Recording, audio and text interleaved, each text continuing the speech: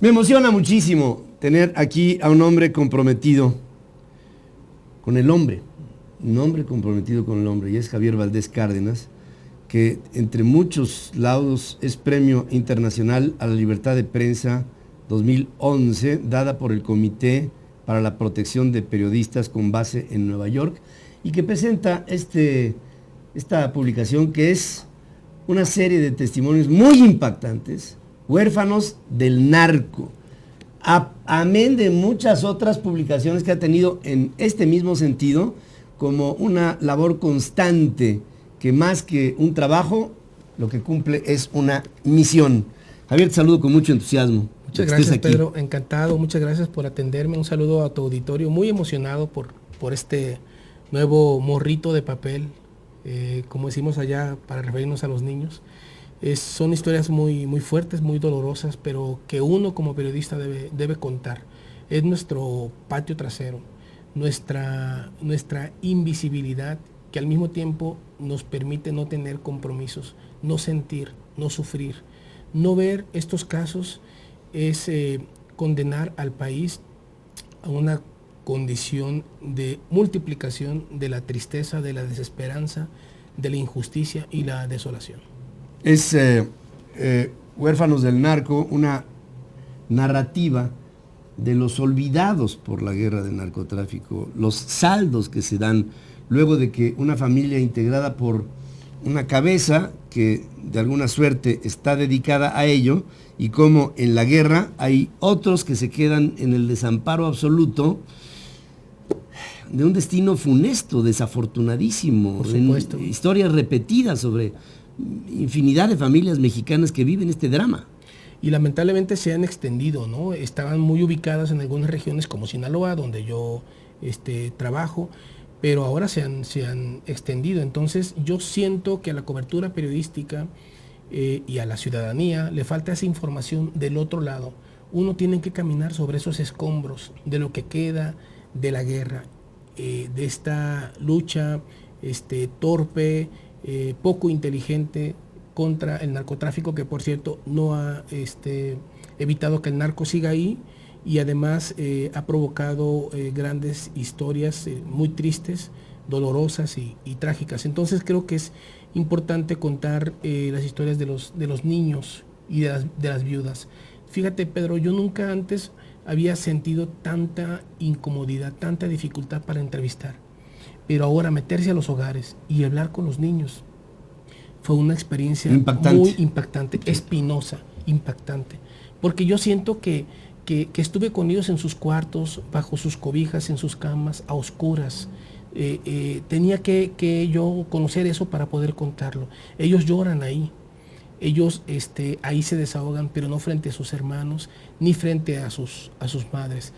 Y yo creo que detrás de estas historias de los hijos de periodistas asesinados, hay un caso de Ayotzinapa, de casos de hijos de policías, tienen que contarse porque si no conocemos lo que está pasando en el país, ¿cómo lo vamos a cambiar? ¿Cómo vamos a asumir una actitud ciudadana, responsable, incluso humana respecto a estas grandes tragedias? Porque no la estamos asumiendo.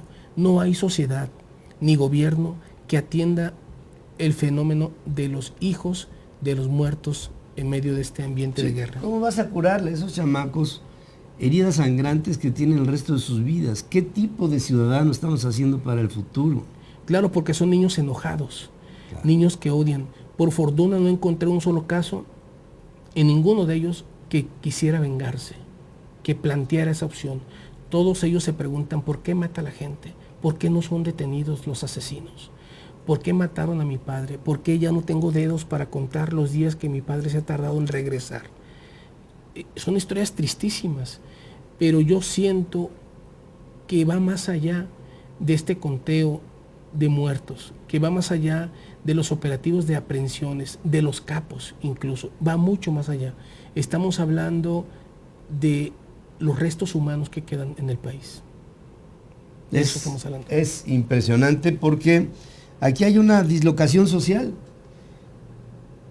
En este país para que vivamos en armonía, lo que tenemos que promover es que ésta prevalezca en la individualidad sumada de todos los mexicanos. Y cuando nos encontramos casos como estos, el saldo general de las consecuencias de todo ello nos trae una alteración de nuestra armonía en términos presentes y futuros, con toda una serie de acciones y reacciones que se viven. A mí se me hace maravilloso que hayas vivido con esta gente la experiencia, como morir 4 veces, ¿no? Por ejemplo. Sí, esa, por ejemplo, que es una historia muy impactante. De hecho, esa historia de María Herrera me hizo a mí escribir el resto de las historias que hacen mi libro, porque estamos hablando de una señora que tiene 8 hijos y 4 de ellos están desaparecidos. Sí. Es morir 4 veces, ¿no?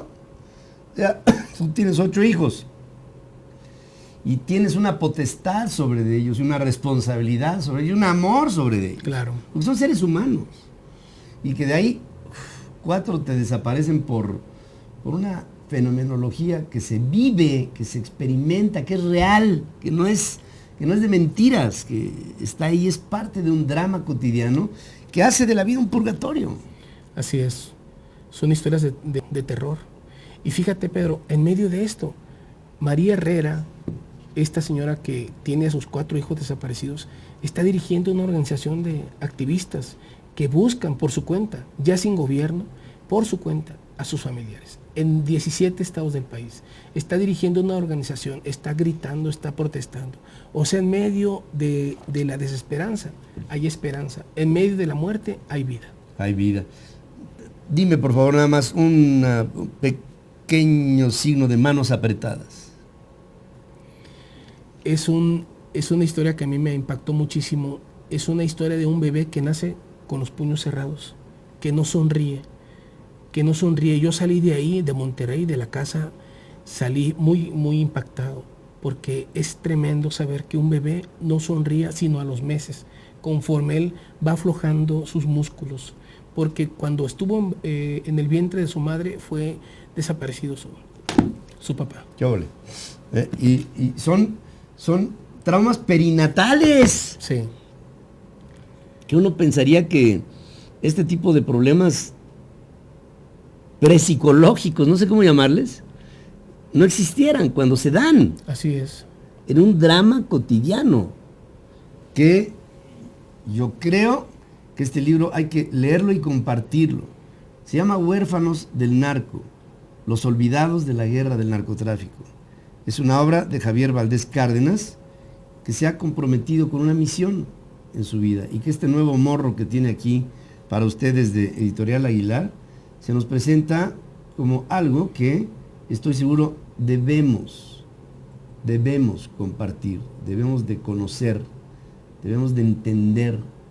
Si me lo permiten, como él lo ha hecho, debemos de vivirlo, como tú lo viviste, porque esta no es una experiencia de habladas o de oídas. Así es. Es una experiencia de una serie de vivencias que te motivaron a estar, a solidarizarte, a ser como el gran ser humano que eres. Y esto no le limitó para estar ahí, en donde estaba esa oscuridad, esa tristeza, ese grito a solas y esa constante tortura, que son como series de heridas que se presentan en una sociedad que tiene claramente una problemática y muchos retos que arreglar.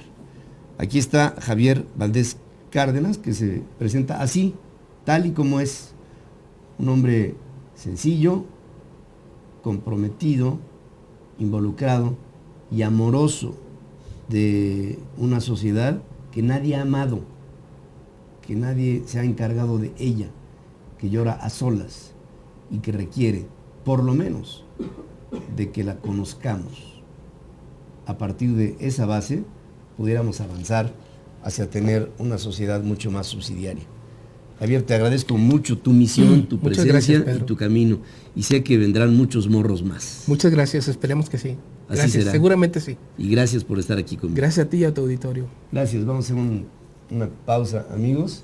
Aquí regresaré con Estas cosas conmueven, ¿eh? De verdad conmueven. Lean, se van a conmover ustedes también. Huérfanos del narco. No se lo pierdan. Vale la pena entender a una parte de un México que llora todos los días. Regreso con ustedes.